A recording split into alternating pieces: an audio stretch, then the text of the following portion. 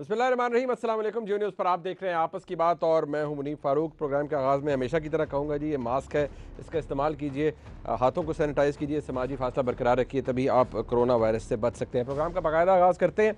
अब अगर पिछले कुछ दिनों से अगर आप पाकिस्तान के न्यूज़ मीडिया का जायज़ा लें और जो ख़बरें आपके सामने आ रही हैं, तो यही लग रहा है कि शायद रोल रिवर्स हो गया है। जो आज की हुकूमत है वो एक ज़माने में अपोजिशन में थी, वो जो बातें करती थी, आज की अपोजिशन वो बातें कर रही है। उस वक्त की हुकूमत आज अपोजिशन में है और आज वो बातें कर रही है जो उस वक्त की अपोजिशन किया करती थी। लिहाजा कुछ नया नहीं है। अब इस्तीफ़ों को एटम बॉम्ब का दर्जा दिया गया है बिलावल भुट्टो जरदारी साहब के मुताबिक, और ये समझा जा रहा है कि एक नई स्ट्रैटेजी बनाई जाएगी, हुकूमत पर दबाव डाला जाएगा। अगर हुकूमत मुस्ताफ़ी ना हुई, जो कि नहीं होगी, तो फिर लॉन्ग मार्च किया जाएगा। लेकिन लॉन्ग मार्च से, लश्कर कशी से, इस्लामाबाद को अंडर सीज करने से क्या किसी हुकूमत का जाना बनता है? ये डिबेट पहले भी हो चुकी है, कोई नई नहीं है। लेकिन क्या मौक़िफ़ है या कितना स्ट्रॉन्ग केस है आज के अपोजिशन का इस हुकूमत के ख़िलाफ़ कि वाकई इस हुकूमत को घर चले जाना चाहिए और इसी तरह चले जाना चाहिए? इस पर बात करने के लिए और आज की और जो एक अहम खबर आई जिसमें हुकूमत की तरफ से ये इंदिया दिया गया है, रादर शायद इसके ऊपर किसी हद तक कंसेंसस भी पाया जाता है कि जो सेनेट इंतखाब है वो मार्च की बजाय फरवरी के महीने में करवा लिया जाए। अब अगर कानूनी एतबार से देखा जाए तो बहसीत कानून के ताल्लुक मिल के मैं इतना ज़रूर जानता हूँ कि जो सेनेट का इंतखाब हो या कोई और इंतखाब हो, उसका शेड्यूल जारी करना वो काम तो इलेक्शन कमीशन ऑफ पाकिस्तान का है, वो वफाकी हुकूमत के एम्बिट के अंदर आता नहीं है। अब अगर वफाकी हुकूमत एक इंटरप्रटेशन लेना चाहती है या कानूनी राय लेना चाहती है सुप्रीम कोर्ट से किसी रेफरेंस के थ्रू, तो वो भी एक कानूनी मामला है, ली जा सकती है। लेकिन ये एक मामला ज़ेरे बहस है, इसके ऊपर आज हम ये नहीं कह सकते कि वाकई फैसला हो गया कि जी फरवरी के अंदर इलेक्शन सेनेट का हो रहा है। लेकिन पाकिस्तान की सियासत है, मामलात हैं, कुछ हो भी सकता है। इससे कितना फ़र्क पड़ेगा, इस पर भी बात करेंगे आज के प्रोग्राम में। अपने मेहमानों का तारुफ करवा देते हैं जी। मियाँ फ़ारूक हबीब साहब बराए पाकिस्तान तहरीक इंसाफ के MNA हैं, बहुत शुक्रिया आपका। डॉक्टर तारिक फजल चौधरी साहब, मरकज़ी रहनुमा पाकिस्तान मुस्लिम लीग नून, चौधरी साहब आपका बहुत शुक्रिया। और जनाब काशिफ वाइस साहब हमारे साथ मौजूद हैं, किसी तारुफ के मोहताज नहीं हैं, मुल्क के नामवर सहाफ़ी हैं। वैसे तो जो ओपिनियन लिया जाता है सियासी कायदीन का या सियासी रहनुमाओं का लिया जाता है, लेकिन आज ज़रा थोड़ा सा हम इसको तब्दील करते हैं। मैं काशिफ वाइस साहब आपसे ज़रा आगाज़ करना चाहूँगा, फिर मैं अपने जो हमारे दोनों मौजूद मेहमान हैं उनका मौक़िफ़ लूँगा, ज़ाहिर बात है PDM का और हुकूमत का। सबसे पहले तो ये कि जो आज बिलावल भुट्टो साहब ने कहा जी हमारे इस्तीफ़े एटम बॉम्ब है। अब ये एटम बॉम्ब का जिक्र जो है ये हमारे मुल्क की सियासत के अंदर तो शायद हुआ हो कुछ, अगर लाइटर साइड अगर देखा जाए, हमारे कई ऐसे गाने बनाए गए हैं मुल्क के अंदर जिसके अंदर एटम बॉम्ब का जिक्र है। बट इस एटम बॉम्ब को कैसे इस्तेमाल कर पाएगी ये अपोजिशन? पाकिस्तान तहरीक इंसाफ ने भी, आपको याद है, एक पूरा वो भी एक थिएटर था जो 2014 में चला इस्तीफों के ऊपर, आपको भी पता है, मुझसे बेहतर पता है उस वक्त क्या मामला था। क्या वाकई इतना बड़ा थ्रेट है कि नहीं हम इस्तीफे लेके जाएंगे और हाथ में इस्तीफे होंगे और वो गरजेंगे हुकूमत के ऊपर जाकर और पता नहीं क्या हो जाएगा हुकूमत के साथ? देखें, ये थ्रेट है भी और नहीं भी है।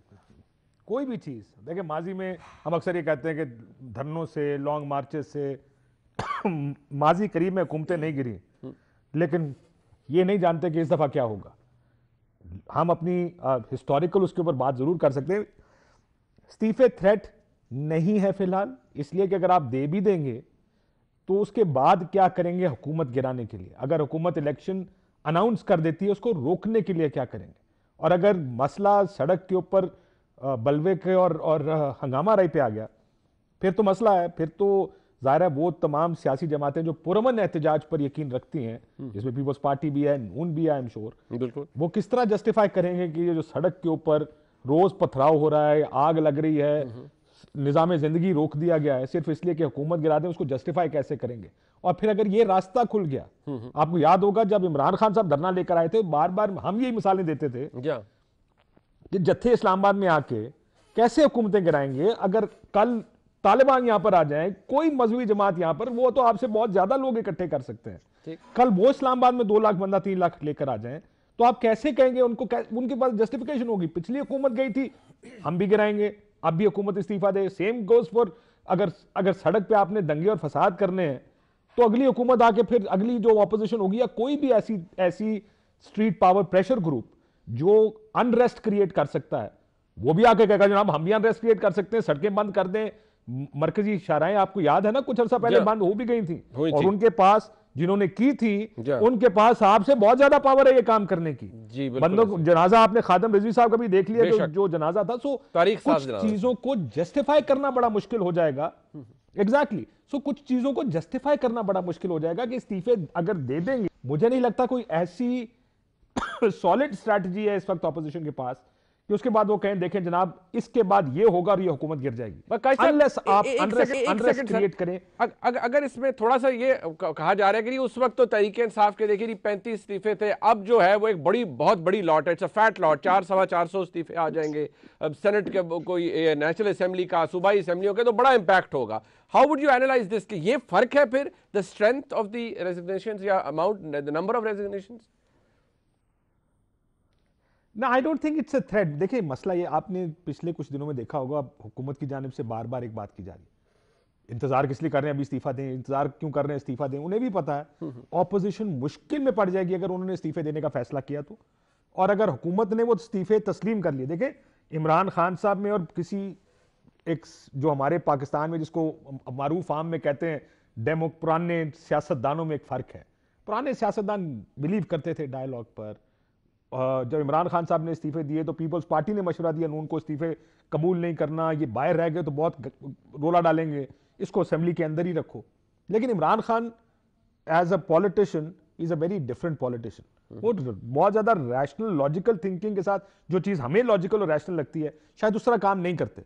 अगर फर्ज करें वो फैसला करें, एक्सेप्ट करें सारे इस्तीफे, इलेक्शन अनाउंस कर दें और इलेक्शन अनाउंस हो जाए तमाम असेंबलियां, और अगर वो कामयाब हो गए इलेक्शन कराने में, देखिए जिस ऑपोजिशन ने असेंबली से इस्तीफा दिया होगा उसके लिए बड़ा मुश्किल होगा जिमनी इलेक्शन में दोबारा जाना, unless they want to embarrass the government by the way, कि अगर ये कहें कि हम इस्तीफे देते हैं और जिमनी इलेक्शन दोबारा लड़ेंगे, क्योंकि मुझे लगता है कि इस दफा जिमनी इलेक्शन में शायद जो नंबर है वोट का डिफरेंस है वो बहुत बढ़ जाएगा, और उसको वो बुनियाद बना के कहेंगे देखें this is where you stand with elections, और उनके शायद दोबारा उसके अंदर ज्यादा वजन आए।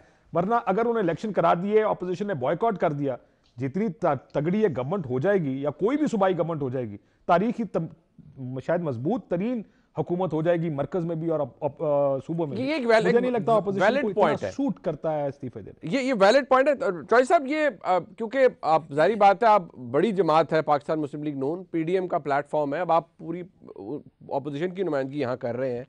ये मामला इतना आसान नहीं है जितना शायद लग रहा है आपके लिए या आपको लगता है, और वो डिबेट तो मौजूद है कि जी बलवों से या डंडे के जोर पे या जत्थों से हुकूमतें नहीं जानी चाहिए, लेकिन ये जो इवन रेजिग्नेशन वाला, इस्तीफों वाला मामला है, ये कोई स्ट्रैटेजी इतनी पुख्ता लगती नहीं है। ये हुकूमत जाएगी कैसे? आप कहते हैं इमरान खान से जान छुड़ानी है, लेकिन कोई तो ढांचा होगा ना आपके ज़हन में कि इमरान खान से ऐसे जान छूटेगी, ये हम करेंगे तो इमरान खान ऐसे करके फारग हो जाएंगे। उसकी कोई शक्ल नहीं नजर आती अभी तक पीडीएम के प्लेटफॉर्म से।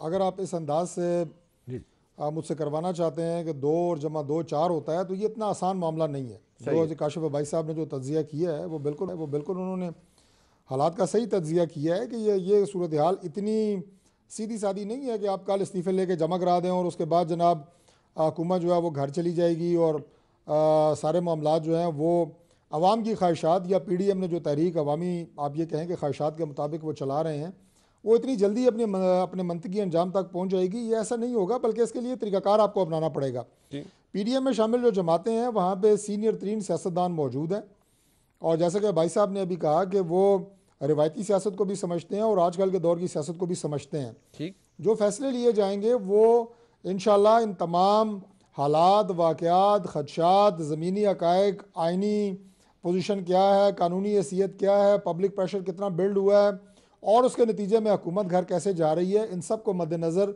रख कर ही लिए जाएंगे। और मेरा ख्याल है कि पीडीएम की क़यादत जब भी कभी मीडिया पे आई है उसने 2 टोक अल्फाज में इन्हीं लाइन्स के अंदर बात की है। अब जहाँ तक ताल्लुक़ है जो इससे पहले आपने बात की, मैं उस सिलसिले में सिर्फ ये अर्ज़ करना चाहूँगा कि मैं ख़ुद इस बात का हामी नहीं हूँ कि कोई डंडा बरदार फोर्स आए, वो दारुल हुकूमत को यरगमाल बनाए और उसके नतीजे में हुकूमत जो है वो चलती कर दी जाए, चाहे वो हुकूमत इस तरह की सिलेक्टेड हुकूमत हो या इलेक्टेड हो, वो एक अलग बात है, मैं खुद इसके हक में नहीं हूँ। लेकिन उसके साथ साथ आपको दुनिया के पेशतर ममालिक में, आप भी और मैं भाई साहब को भी कह रहा हूँ, मुझसे ज़्यादा आप रिसर्च करने वाले हैं, तारीख़ पढ़ते हैं, ऐसी तारीखें माजी बईद में भी, माजी करीब में भी मौजूद हैं कि जब इलेक्टेड हुकूमतें वो घर गई हैं पब्लिक प्रेशर की वजह से। ये कोई ऐसी नई बात नहीं है कि जब आवाम का समुंदर बाहर निकलता है तो फिर हुकूमतों को घर जाना पड़ जाता है। कैसे जाएंगे ये देखें, ये तारीख बनते हुए कोई देर नहीं लगती। और मैं ये बात भी अर्ज कर दूं कि मुल्क इस वक्त जिन हालात से गुजर रहा है और पाकिस्तान की आवाम जिन हालात से गुजर रहे हैं, ये कोई मामूली हालात नहीं है। इस वक्त 80 नहीं 90% पाकिस्तानी जो हैं, जो ये जाशुमार मईशत के हवाले से रोज़ मीडिया के ऊपर पेश किए जाते हैं, तर्जुमान जो हैं वो पर्चियाँ लेके आते हैं और बताते हैं जनाब के per capita current account deficit फलाना। 80 से 90% पाकिस्तानी ये घर की 3 वक्त की गुजारिश रोटी, है, अपने बच्चों की दवाई और बिजली का बिल उनसे पूरे नहीं हो रहे। मैं आपकी बात तकलीफ से गुजर रही है वो सबको पता है। चौधरी साहब, मैं अगर आपकी बात सारी तस्लीम भी कर लूं, जो आप फरमा रहे हैं कि बुरी गवर्नेंस है, हुकूमत ने जैसे कहते हैं निचोड़ दिया है इस मुल्क की आवाम को, लेकिन जो आप बात कह रहे हैं, आप फरमा रहे हैं बार बार कि जी अवामी प्रेशर से अवाम का समुंदर बाहर निकल आए। चौधरी साहब, ठीक है, जलसे की अपनी नौयत होती है, 4-5 जलसे कर लिए, अब बुरा ना मनाइएगा, वो अवाम का समुंदर जो है ना जी, जलसे जरूर हुए हैं पर वो अवाम का समुंदर नजर नहीं आता किसे, जिससे वाकई ये लगे कि भाई ये हुकूमत गई और ये जैसे ही लॉन्ग मार्च होगा ये तो लाखों लोग सड़कों के ऊपर होंगे। वो इंप्रेशन अभी तक आप नहीं क्रिएट कर पाए। आर या पार की बातें हो रही थी लेकिन वो इंप्रेशन नहीं बना अब तक। अब कैसे बन पाएगा जब 1-1.5 महीने का गैप है बीच में?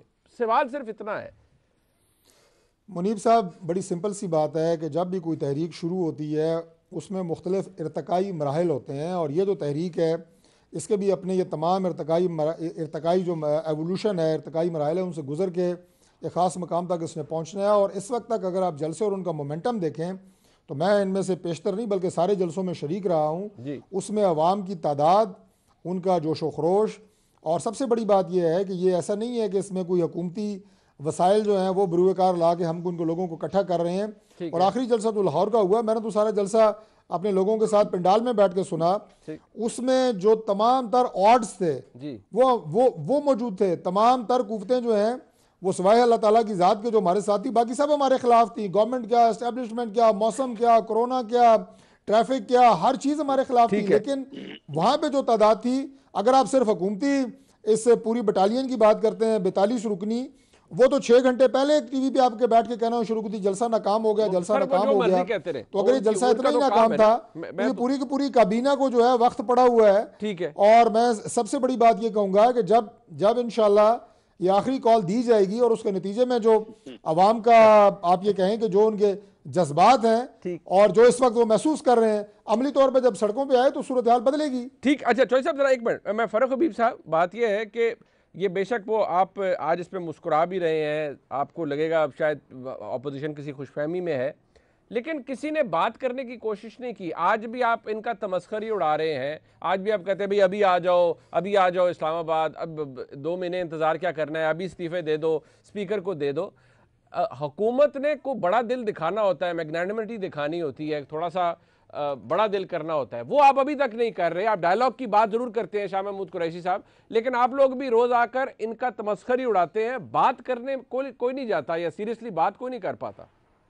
देखें मुनीब, बात ये है, आपकी सवाल के 2 पहलू हैं। देखें, पहले पहलू तो ये है जिसपे भी बात हो रही थी, अवाम का समुंदर आ जाएगा, पता नहीं को सुनामी आ जाएगा, कोई कहता है एटम बम है हमारे हाथ में, कोई कह रहा था कि लाहौर का जलसा रेफरेंडम है, कोई कह रहा था आर है पार है, उसके बाद खवार वाला हिसाब हो गया। अब आप देखें कि अपोजिशन तो लंबी छुट्टी पे चले गई है, सर्दियों की छुट्टियों पे चले गई है 31 जनवरी तक। अब देखें ना, हुकूमत तो घर जानी नहीं है लेकिन अपोजिशन घर चले गई है 31 जनवरी तक। अब 31 जनवरी को जो है वो फैसला होगा, लॉन्ग मार्च होना है नहीं होना, कहाँ होना है, कब होना है, वो तमाम तर चीजें अभी इनकी तय होना बाकी हैं। दूसरा मामला ये है, आप देखें जलसा गुजरांवाला हुआ, कराची हुआ, पेशावर हुआ, मुल्तान हुआ, कोयटा हुआ, लाहौर हुआ, गली गली आप कूचा कूचा जाके दावतनामे बांटते रहे हैं कि लोग जलसे के अंदर आए। जो वहां का मीनारे पाकिस्तान का मैदान है, इनको ये बात मान लेनी चाहिए ये लोहारी भाटी के अंदर जलसे करने वाले लोग हैं, वहां पर सड़कों के ऊपर पहली बार मीनारे पाकिस्तान जाना पड़ गया इनको। ये तो हुकूमती वसाइल के ऊपर करते थे। काशिफ अब्बासी साहब बैठे हैं, ये पीएमएलएन कभी सड़कों की रेजिस्टेंस की या मूवमेंट की तहरीकें चलाने की जमात ही नहीं है।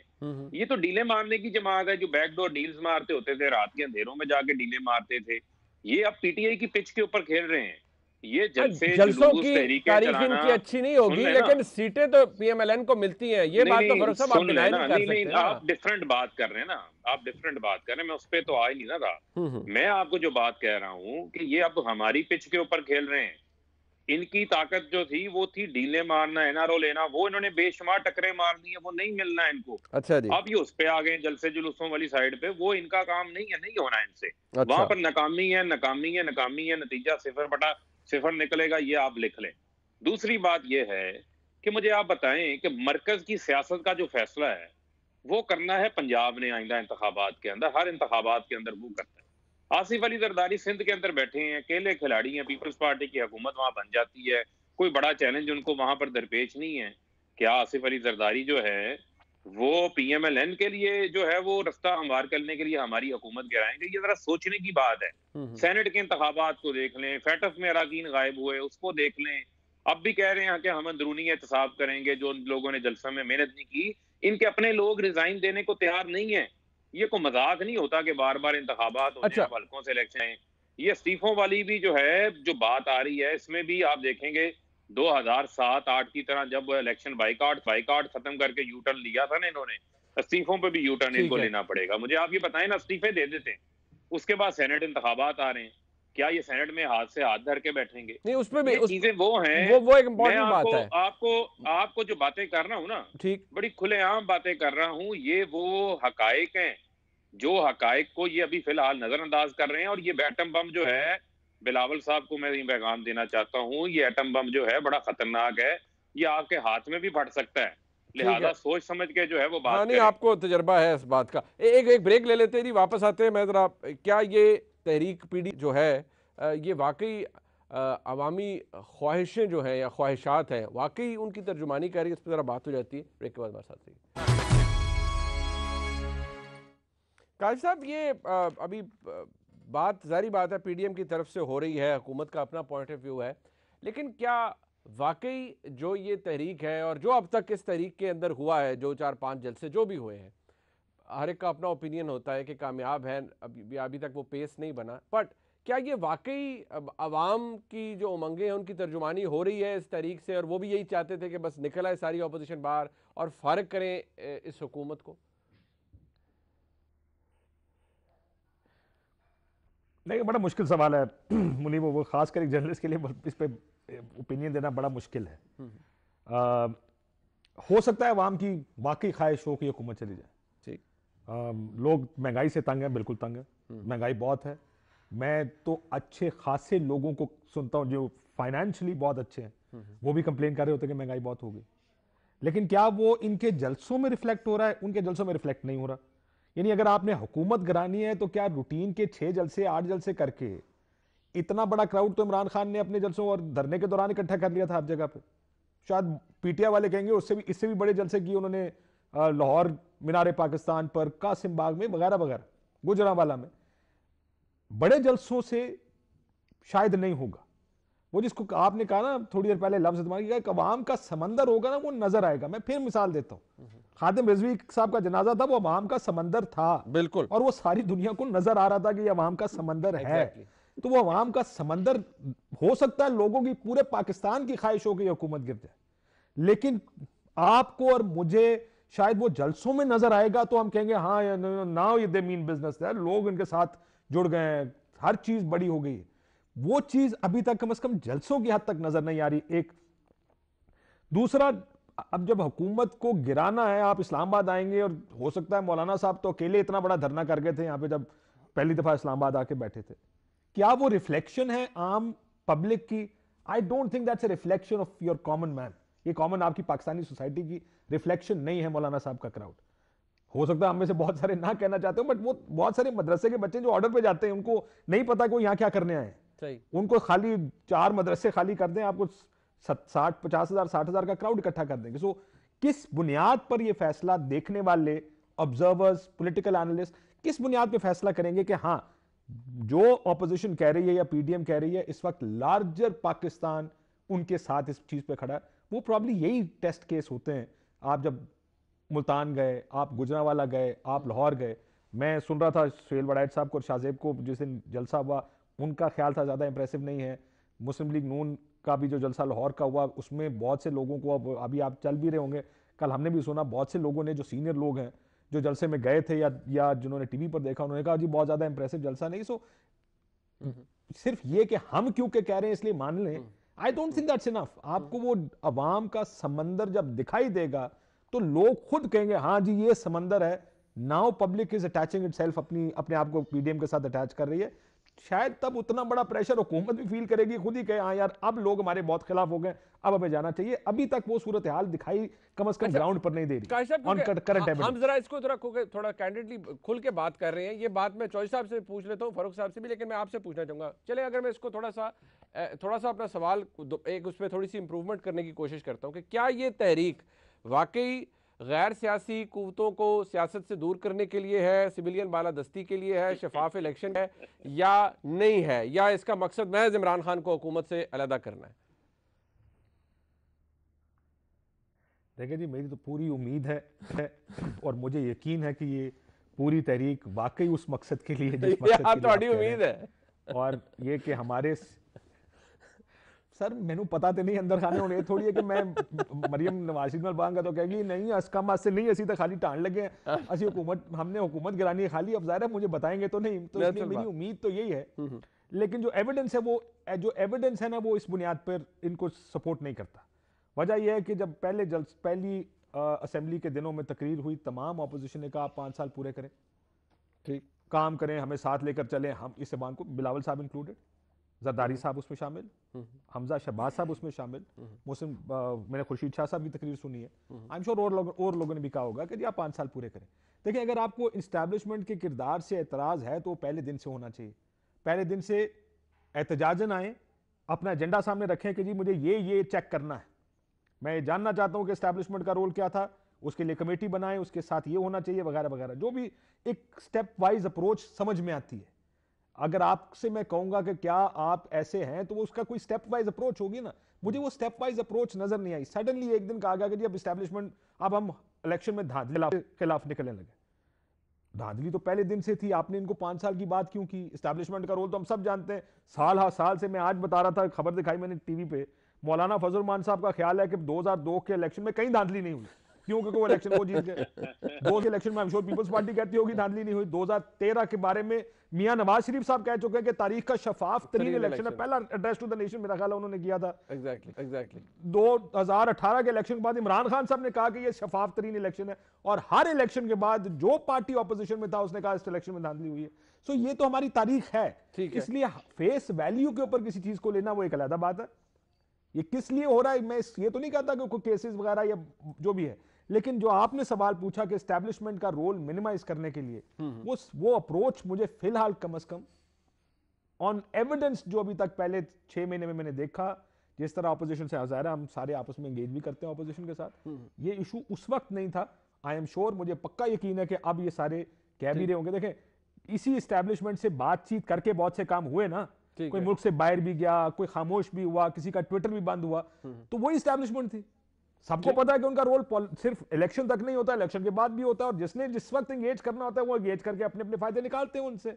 सो इन बातों की वजह से मुझे लगता है कि आफ्टर थॉट के तौर पे आगे I am not too sure, मुझे पक्का यकीन है कि चलिए एक क्विक ब्रेक और फिर मैं चौधरी साहब के पास आता हूं और फारूक हबीब साहब के पास। एक क्विक ब्रेक रही हमारे साथ।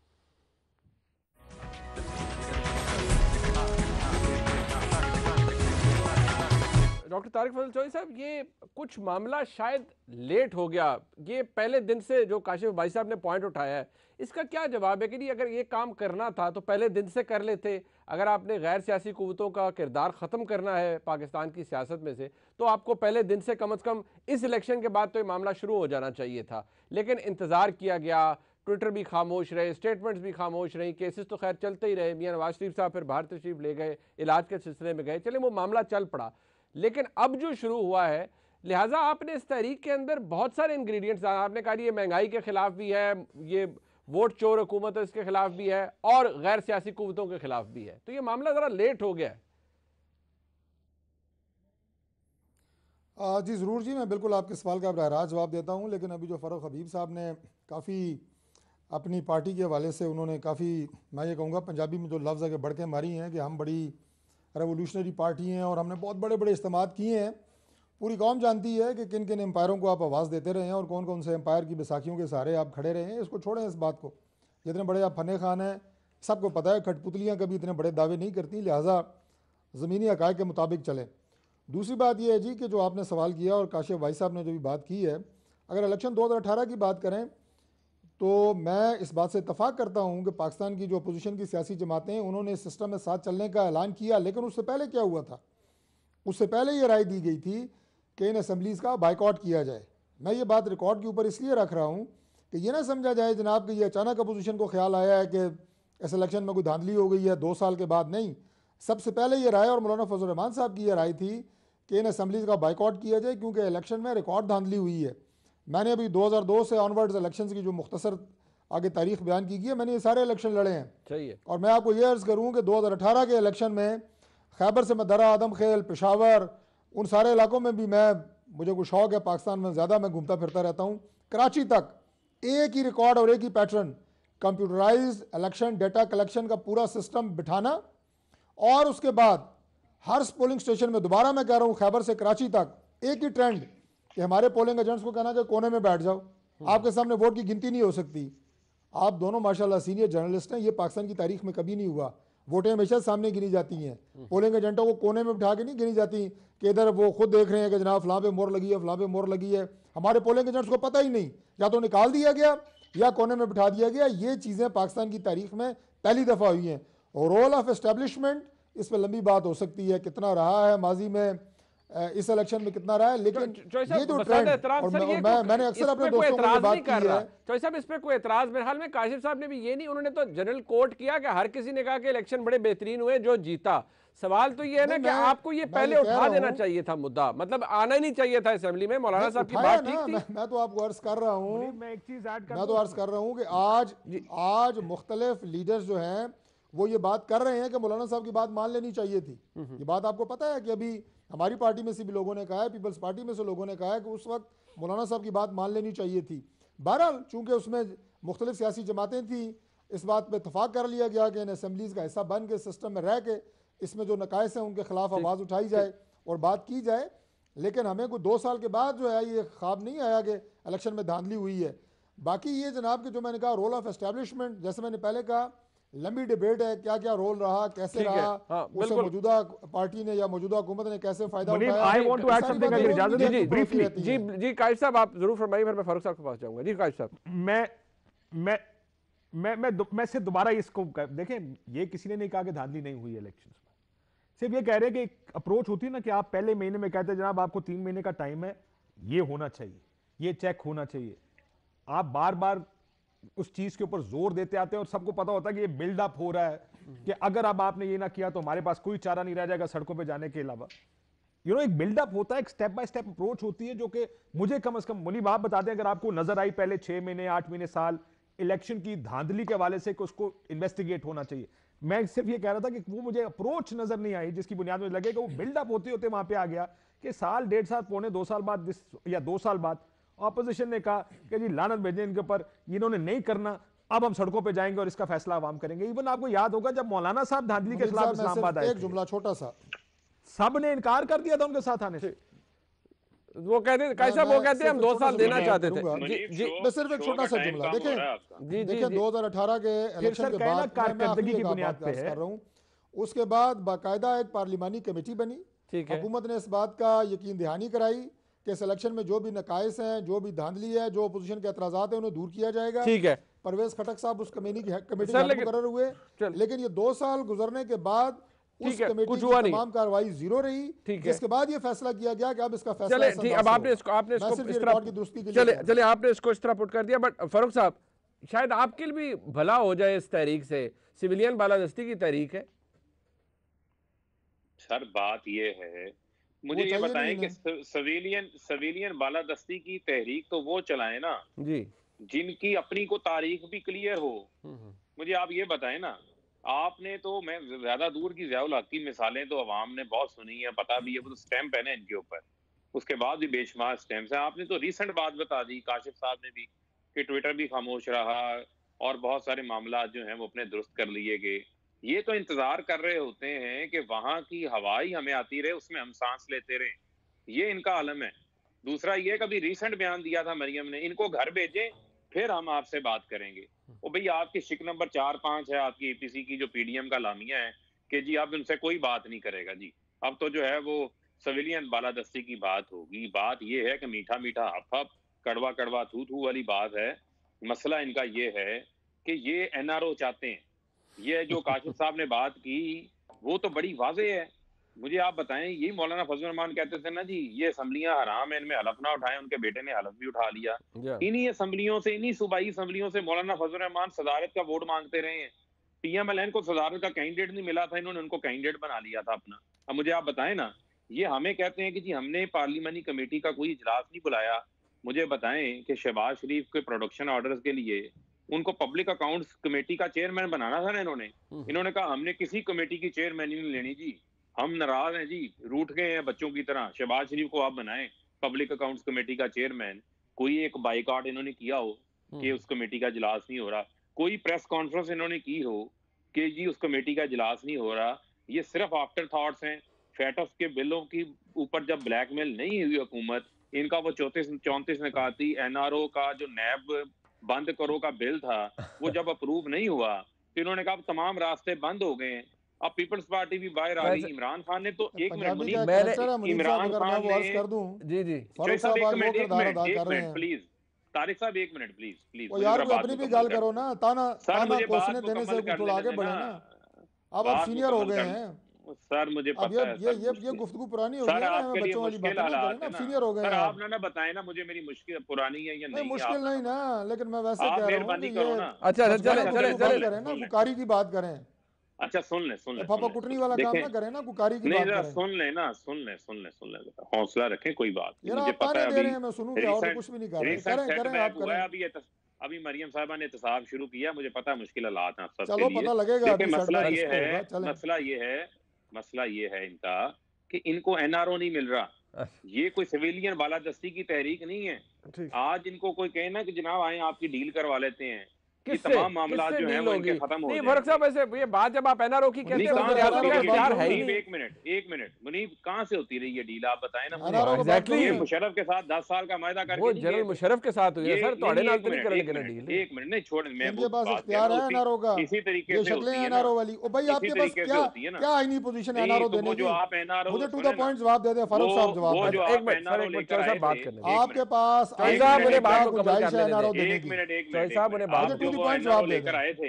एक मिनट वो करें, मैं नहीं कर रहा। एनआरओ लेकर आए थे। एक मिनट, मिफ्ता इस्माइल आपकी पार्टी के जो है ना वजीर फाइनेंस रह चुके हैं ना, ठीक है, उन्होंने क्या कहा जी इमरान खान नहीं माने। आपके पास क्या इख्तियार है एनआरओ देने का, तो ये मुझे बता दें। ये है कि आपको कोई रास्ता नहीं मिला, वरना आप तो जो है वो सारा आधा यार मैं तीसरी दफा पूछ रहा हूँ, आपके पास क्या इख्तियार है एनआरओ देने का, ये मुझे बता दें। वो कानून में तब्दीली की बात कर रहे थे। एक मिनट, आपको फिर किस चीज का खौफ है आपके पास एनआरओ देने का? क्यों नहीं आते आप, क्यों नहीं आते फिर पाकिस्तान आ जाए ना, किस चीज का खौफ है? चले मियां साहब क्यों बाहर बैठे हुए हैं, क्यों बैठे हुए हैं मियां साहब बाहर? चले वो तो अब मियां साहब को भी देखना चाहिए। बात ये है कि आपके साथ उस वक्त डील हो जाती, हम मान लेते आपकी तमाम बातें। बात ये है कि आपने टीवी पे एक घंटा गुजारना होता है, एक मिनट, उसके अलावा आपके पास कुछ भी नहीं होता। वो जो आगे ताना देने पोसने देने होते हैं। भाई मेरे सवाल का जवाब दे दो यार, आपके पास क्या इख्तियार है एनआरओ देने का? बात ये जवाब दे दे। इस गुफ्तगू का तो कोई फायदा नहीं होगा किसी को। इस गुफ्तगू can you give NRO to any person? बात कर रहे थे, ये हुकूमत से बात कर रहे थे और किससे कर रहे थे? छोड़े ना, मुझे इसका जवाब दे दें।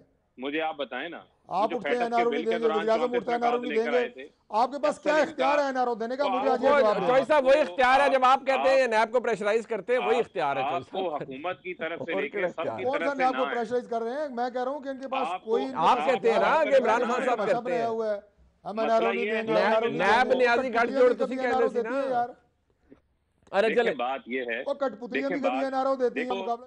चले वक्त खत्म हो गया जी। मैं माजरत चाहूँगा, मेरा फारूक हबीब साहब, डॉक्टर तारिक फजल चौधरी साहब और जनाब काशिफ भाई साहब हमारे साथ मौजूद थे। हमने प्रोग्राम में कोशिश की, तज्जिया काशिफ भाई साहब से भी लिया।